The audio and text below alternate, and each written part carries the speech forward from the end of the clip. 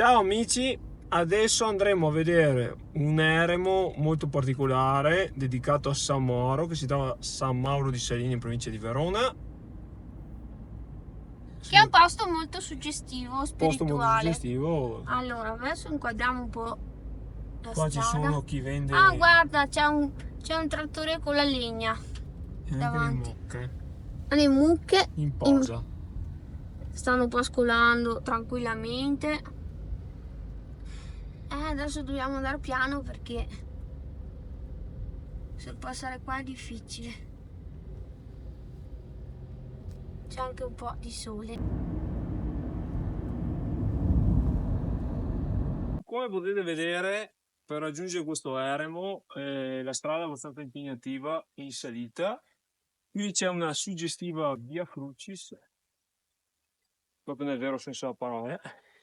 Ogni anno, lungo questo percorso, si svolge una suggestiva Via Crucis.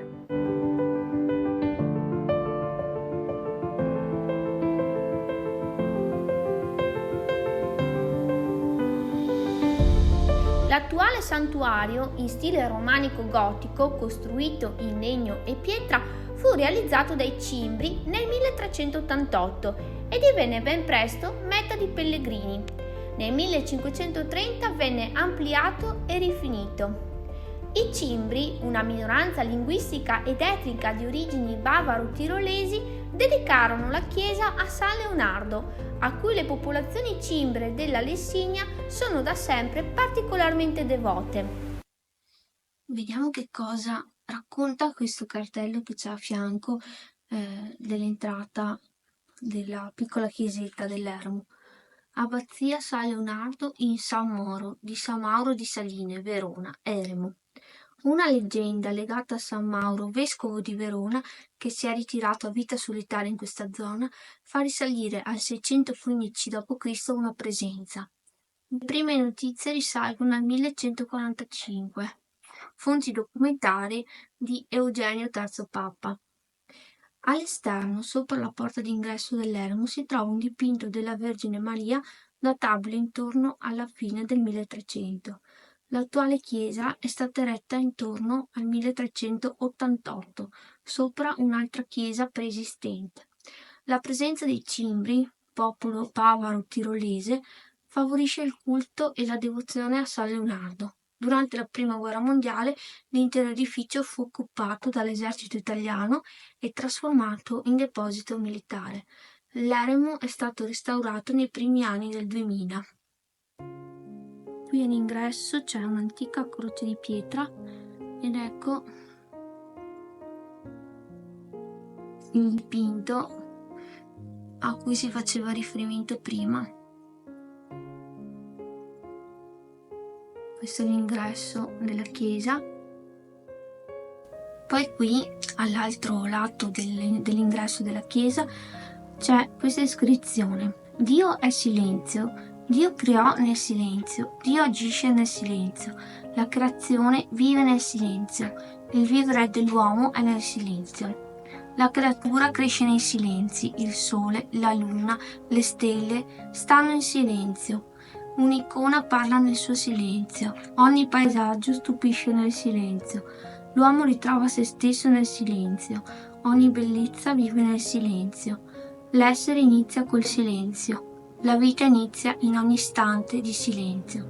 Un fiore, un filo d'erba, una pianta cresce nel silenzio. Il silenzio è vivo, fecondo, efficace. Cerca il silenzio in te e fuori di te. Il silenzio è il giardino di Dio. Il silenzio è ascolto e saggezza.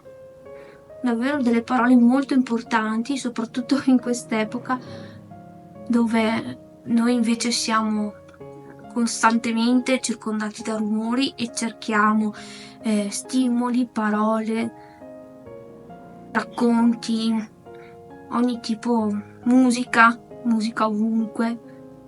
Invece qui appunto si sottolinea l'importanza del silenzio per il proprio spirito e la propria mente. Adesso proviamo ad entrare all'interno di questa antichissima chiesa, antico luogo di preghiera.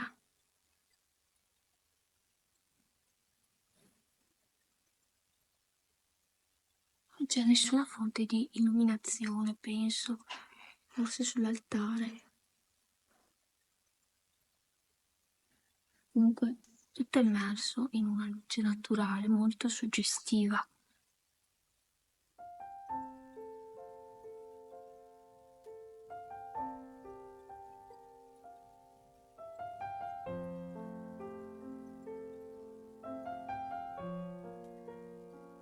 Guardate che bella questa scultura della Vergine Maria con gli abiti in tessuto in pizzo.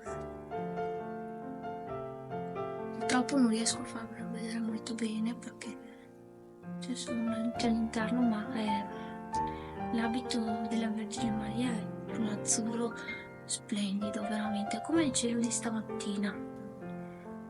E Gesù bambino ha un vestito bianco e ha una cintura dello stesso azzurro di sua mamma, della Vergine Maria. Veramente meraviglioso.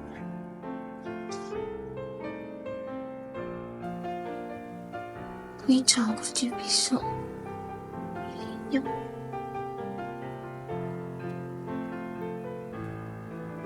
Poi sopra ci sono degli affreschi antichi.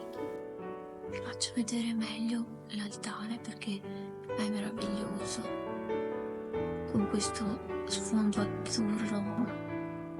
Veramente, io non avevo mai visto una cosa del genere. E qui si vede tutto l'altare nella sua bellezza. E questo è il portale d'ingresso, visto da dentro. Qui ci sono frammenti di affreschi.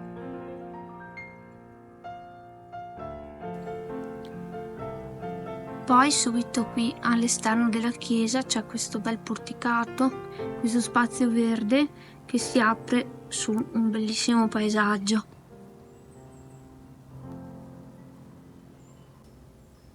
E poi qui dietro c'è un bellissimo boschetto. Guardate che meraviglia, con un prato, ci sono le panchine dove sedersi. Un piccolo sentiero dove fare 2 passi.